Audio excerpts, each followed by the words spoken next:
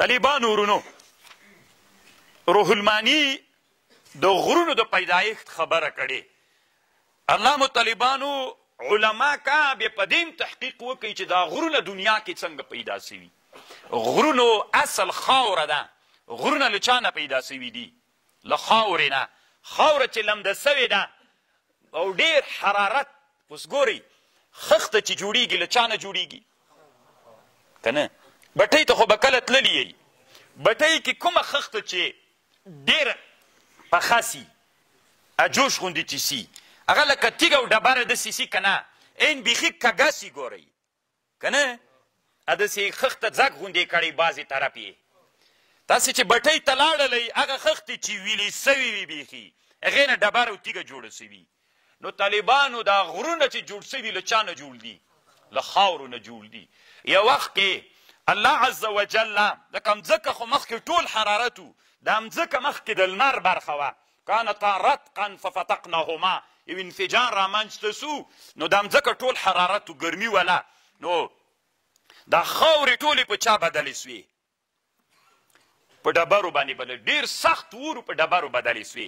چې ډبرې بدلې سوې، دوه رایې دلته دي چې دی نقل کوي. یوه رایه دا وه په مځکه کې یوه کائناتي پیښه منځته راغلله، داسې کائناتي پیښه منځته راغلله چې سخت انفجار په مځکه کې وسو. نو چې انفجار په مځکه کې وسو، د دې مځکې منځ کې نو داسې غرونه یې وار کړل، دغه وچودله مځکه. چې وچودله نو دغه ډبرې چې وې ډبرینې، دا کومه خاوره چې ډبرې ګرځېدلې وي، تیږه ګرځېده، داسې وار سول. نو چې وار سول نو دلته یو څه خاورې دغسې پاتې په دنیا کې کرا کرا چې بارانونه کېدل، نو هغه خاورې سیلابونو راوړلې کت هغه غوچونې ډکول، دا غرونه سرونه همداسې پاتې سول. تاسو طالبانو داسې دې غرونو ته وګورئ یورې چې دا بحث مو واورېده بیا پې باندې بحث وکړه. داسې چې کوټه کوټه غرونه او خاورې ودرېدلې، زرګونه میلیونونه کاله تېر سوي بارانونه کېږي. دا بارانونه چې کېږي ستې هغه خاړې هغه شګې همداسې کته راوړي، کته چولونه پاتې سول، کته کته جیونه پاتې سول، غوتې ور وړلې، هغه یې ډک کړل ډک کړل ډک کړل. خبر باندې پات دا یوه رایه ده. بله رایه دا ده چې الله عز وجل په دې اور باندې څوک وکړل؟ دا خاوره ډبرینه وګرځوله، ډبره وګرځېدله، تیږې وګرځېدې. چې تیږې وګرځېدلې، کومه خاوره چې څوک پاتې سوه؟ ډبره نه وګرځېدلې. بارانونه چې وسول دې غرونو نه هغه ویوړلې، کته یې ویوړلې. نو چې ویوړلې همداسې وړلې بارانونه، وړلې ګوره هر کال بارانونه څوک وړي؟ راوړي که یې نه راوړي؟ دا یې کته راوړلې. دا اوس تاسې که فکر وکړئ په خوړ کې، مانده کې، الګاډي کې اصطلاحات خو بدل دي که نه؟ دا تیږې داسې ګوره خویې خویې غوندې وي، دا ډېر سیلونو اړولي دي، رااړولي دي، داسې کړي دي. خبر؟ نو دا د روح المانی رایه سوه چې دلته یې بحث کړی.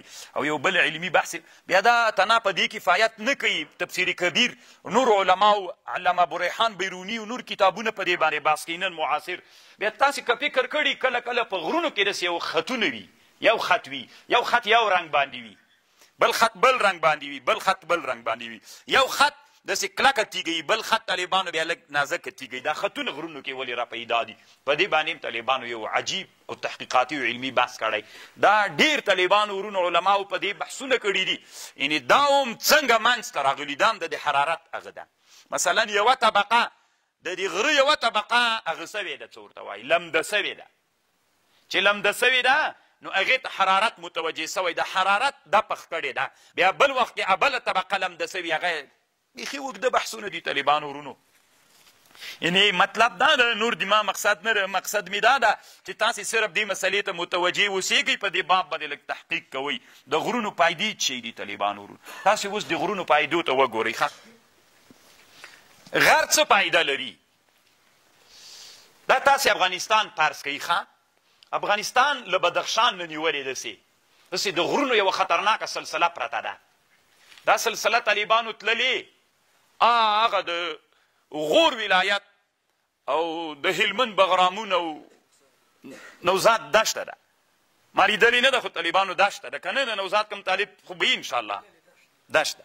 نو طالبانو ورونو تاسې اوس خبر واورئ، دا بغرای و بغرام و دایکندي و بامیانونه دا ټول د غرونو سلسله ده. نو دا دلته طالبانو داسې کوټه غرونه پراته دي. تاسې اوس د ما په خبر ځان پوه کړئ. طالبانو ورونو د مځکې نه اصل کې علما دوه بحث کوي د مځکه کې چینی چې دي خزانونه په دې لږ لنډې یو دوه خبرې واورئ. ګوري طالبانو ورونو چې باران وسي دا مځکه دا اوبه چیرې دي؟ مځکې کې لاندې خزانونه دي، غټ غټ خزانونه دي، ټانکیګانې دي، دا له اوبو نه ډکې سي. کله چې دا له اوبو نه ډکې شولې زتي دوی غواړي چې یو چېرته اوبه وځي، اوبه وځي. نو دلته طالبانو یو جګې ګوره ټانکۍ چې ډکه سي پاسه غنې اوبه چوړېږي که نه؟ نو کله چې د مځکې خزان ډک شو دلته څوک وځي؟ چینه راوځي. تاسې مونږ تاسو وایي چې هغه د چینه او بیا کاریز دا ټول طالبانو علت یې دا ځای ده. اوس تاسې که فکر وکړئ تاسې وطنونو کې چینې وچې دي که اوبه سته کې؟ اکثره وچې سولې. ولې دا وه طالبانو چې اوس هغه ډېر سول؟ مخکې له دې نه افغانستان کې د نن نه 50 کاله مخکې یو هغه هم نه و، دا څانه چې اوبه راباسي دا هرهډونه دا څه باوړۍ تاسې ورته وایي، موږ ورته برمې وایو، دا نه ول افغانستان کې. اوس څومره وخت مخکې دلته یوه دشته ده داسې چې مخته لاړ سي او بازک ورته وایي. ما ته یو چا قصه کوله 4000 برمې تنه په یو دشته کې کي. څو 4000 برمې چې د یوه جینه اوبه راباسي طالبانو سیند ترې نه جوړېږي. مولانا دغه عمره به یې که نه ته دغه وطن یې. نو طالبانو دا خو چې په یوه دشته کې دومره دي په ټول لوګر کې په لکونو باندې یې که نه. نو د مځکې خزانونه څوک سول؟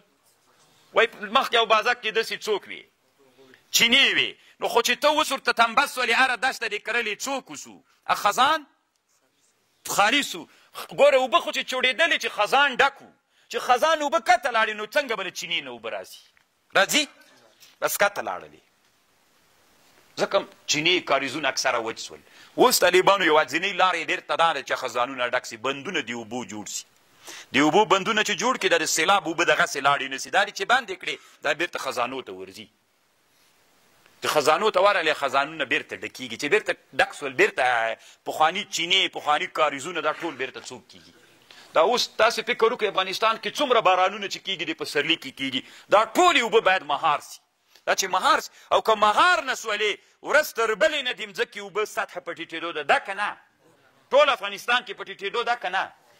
بېرته طالبانو که غواړئ علت یې داسې کېدلی سي. یو خو د بارانونو تنها د بارانونو اوبه څوک نه دي علماوي، د خزانونه چې ډکوي. خزانونه چې ډکېږي له دوه شیانو نه ډکېږي، یو د بارانونو نه ډکېږي، دویم تاسې نه به زه پوښتنه وکړم طالبانو ورونو مثلا پکتیا ولایت څه ده؟ پکتیا کې غرونه دي خو د پکتیا غرونه شنه ډېر دي. بیا کوم غرونه چې معادنو ډبره ولري هغه ځنګل نه لري، کوم چې خاوره ولري هغه څوک لري؟ ځنګلونه لري. علت یې څه ده؟ علت یې طالبانو اوس کوم غار چې خاوره ولري غونډۍ ولري، اوس بادغیس ولایت ته چندان روانې اوبه نسته پکې، په ټول فاریاب ولایت کې څوک نسته روانې اوبه نسته که نه؟ فراه ولایت کې غرونه ډېر نسته، دښتې دي، روانې اوبه نسته پکې. طالبانو ورونو اصل علت دا هم ده چې کوم د مځکې تپ چې راخیزېږي، علما وایي چې د مځکې تپ راخیزېږي نو چې کوم چې کې ډبره نه وي، لکه اوس ګوره یو دیګ ده، دیګ نه چې تپ پورته سو دا څادر داسې ورته ونیسه، دا په اوبو بدلیږي که تېر وځي؟ نه بدلیږي په اوبو باندې، ځکه شفافې باسي وځي. پاخلې دیګ چې څنګه خلاص کړي یو وسپنه چې یخه وي، څنګه چې دیګ نه تپ راووته داسې په سر ورته ونیسه چې دا تپ تېر نه ونځي، بېرته په چا بدلیږي؟ بدل سو که نه لاندې څوک تېر کېږي؟ څاڅي کېږي که نه کېږي؟ نو غار څه ده؟ خصوصا چې ډبرین غار وي د مځکې بخارونه راپورته کېږي. د غره بیخ څوک ده؟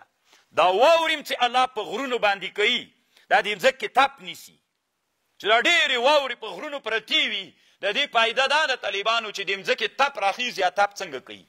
نیسي. چې ویني لاندې خو دا غرونه ټول ډبره ده نو بېرته په اوبو بدلیږي. چې اوبو بدله سو دوه علتونه د خزانونو دپاره دي د اوبو، یو اوبه بارانونه، دویم هغه طالبانو دا غرونه دي چې هغه بیخونه یخ دي، ډبرې دي، چې تپ راخیزېږي تپ نه پرېږدي. لکه د وسپنې مثال مې چې درته ویلې دیګ دی چې ونیسي چې نه یې پرېږدي بېرته په چا بدلیږي؟ دا ټول بخار په چا بدلیږي؟ الله دې وکړي چې تاسې د ما په خبرو پوه سوي. نو خزانونه د چا نه ډکېږي؟ وایي سږکال یې واورې نه دي سوي. دا څنګه لا تر اوسه واورې بیخي ویلې سوي نه په غرونو کې، خلک وایي بس هغه راشروع سول. چینې اوبه را ډېرې سولې. نو هغه طالبانو ټول علت دا ده چې د مځکې تپ راخیږي هغه پرېږدي نه بېرته په چا بدلېږي؟ په اوبو باندې بدلېږي. الله دې وکړي روح الماني دلته همدغه بحث کړی طالبان عیني همدا بحث یې دلته کړی ان فی باطن الجبال من لما لک فی باطن اوږد بحث دی. نو غرونو کې معادن وي په غرونو کې. او یوه خبر الله دلته ټکی ذکر که انهار. یو بحث طالبانو روح الماني په دې باندې کړی ده. طالبانو د دنیا کې د جنت 4 نهرونه دي: نیل، فرات، دجله، سیحان او جیحان. 5 مسلم شریف کې حدیث راځي چې انهار د جنت په دنیا کې 4 یا 5 دانې دي. یو سیحان او یو جیحان ده او یو فرات او دجله ده، یو نیل ده. نو دا جیحون او سیحون. جیحون طالبانو دا امو دریا ده، دې ته جیحون وایي. پخوانی کتابونو کې امو خو اوس ورته وایي، مخکینی نوم یې طالبانو روح الماني دلته بحث کوي جیحون. دا جیحون طالبانو آمی ده، امو دریا ده. دا هغه جیحان چې حدیث کې راغلی چې د جنت نهر ده، دغه جیحون د طالبانو کبل یو ده. روح الماني دلته بحث کړی ده. په دې کې طالبانو ورونو د امام نووي او د قاضي عیاض دواړه د مسلم شارحین دي. قاضي عیاض وایي جیحان دغه جیحون ده. امام نووي وی جیحان غیر د جیحون غیر ده، دواړه بیل. نو دم د امام نووي رایه مختاره ګرځولې ده. او که طالبانو جیحان هم د جیحون سي بیا د مونږ کار برابر ده. طالبان چې جنت په غاړه پراته وي، خصوصا خراسان زمین طالبان. اوس تاسې فکر وکئ د افغانستان ټولې اوبه د چا نه را شروع دي؟ د غرونو نه. غر داسې پروته که نه، د افغانستان جنوب ته د هندوکش د غرونو جنوب ته چې کوم څوک پراته دي، غرونو کومه سلسله چې داسې پرته ده، جنوب ته ټول سیندونه چې را روان دي د چا نه را شروع دي؟ د غرونو سلسله را شروع ده. د افغانستان شمال ته چې څومره اوبه روانې اوبه دي د چا نه را روانې دي؟ ټولې د غرونو نه سلسله ده. تاسو فکر وکئ کوم وطنونه چې څوک دي غرونه نه لري، هغه څوک نه لري بیخي، روانې اوبه غټ نهرونه ټول بیخي نه لري. د افغانستان غټ سیند طالبانو د هلمند سیند که نه، دا هم ډېر غټ سیند ده. نو چې ته بس وکې سرچینه یې له کوم ځای نه ده؟ له غور نه ده. کتابونه وایي پخواني کتابونه ده. کجکی څه ده؟ دا ډېر مخکې نه یعنې طالبانو د یو خو اوس بند پکې جوړ ده، دا تبعیم بند و، کزک په نامه باندې علما کتابونو کې یادوي. وی دا د غور نه د دې سرچینه ده.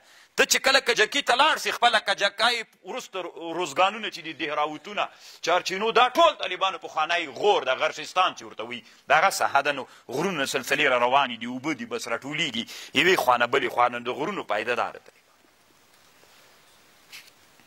ان فی ذلک لآیات، په دې کې آیتونه دي لقوم یتفکرون. طالبانو روح الماني تقریبا 1 2 3 4 5 6 7 پاڼې ته نه دلته په غرونو بحث کړی.